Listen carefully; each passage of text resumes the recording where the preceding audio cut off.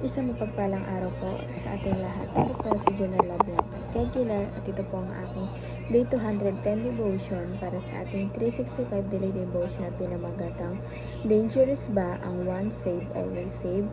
At ang Bible verse at ang topic natin ngayon ay Perseverance of the Saints.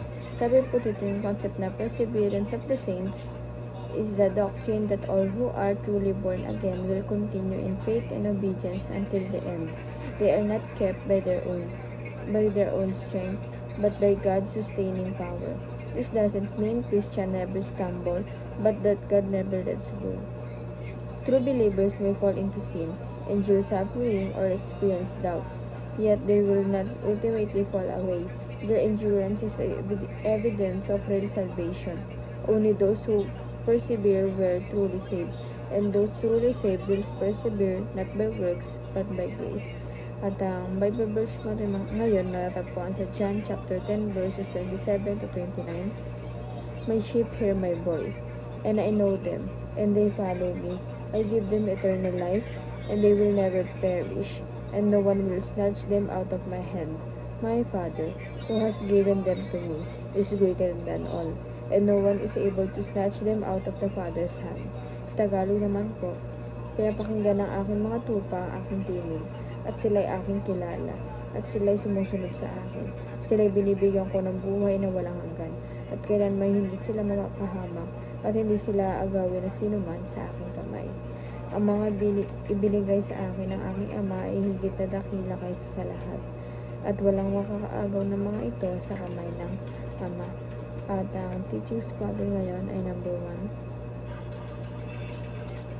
1. God is a keeper of our salvation. Ito po, ang ating Panginoon talagang keeper, talagang hinawakan, inalagaan tayo para sa ating kaligtasan, diba?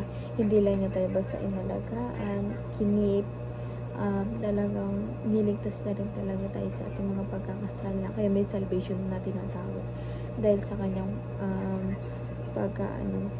pag-isakripisyo at dahil sa pag-ibig niya para sa atin.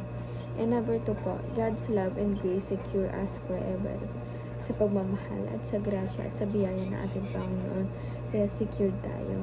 Diba talagang pinangahawak ka rin ng ating Panginoon, talagang kinikip niya tayo, talagang alam natin na secure tayo sa Kanya at ligtas talaga tayo, na wala tayong pangamba sa kahit anumang mangyari sa atin, dahil alam natin na may Diyos tayong kasama, na alam natin na inaalagaan tayo, kinikip tayo at minamahal tayo, at higit sa lahat binibigyan tayo ng biyaya, ng grace ng ating Panginoon.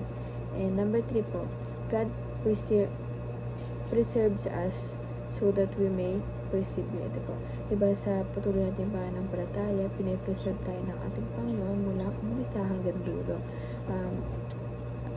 Dahil sa dahil din sa persevere na pinangahawakan natin, na talagang kasama natin siya palagi, at kailangan lang natin ng manampalataya at sumunod sa Kanya.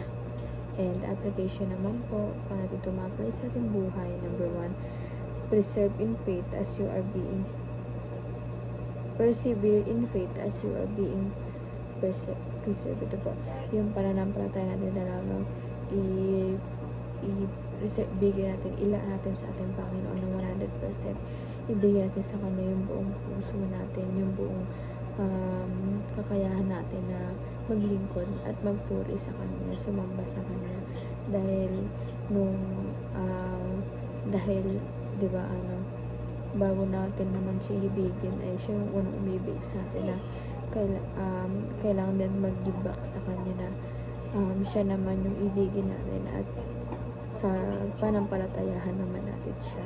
And number 2 po, prove your conversion by genuine transformation. Ito po, bilang pag nag-alam po tayo pag itinalak natin na bilang Christian, talagang i-prove po natin na talagang genuine yung pagbabago na yung transformation natin, hindi pa natin na para siyang testimony, parang ano ka dati nung before na hindi mo pa kilala ang ating si Jesus Christ, at ano ka naman ngayon na kilala mo na siya. Parang i-prove mo na may transformation na ganap sa buhay mo nung nakilala mo na siya, and yun yung living testimony mo. And lastly po, preach the gospel that glorifies the grace of God.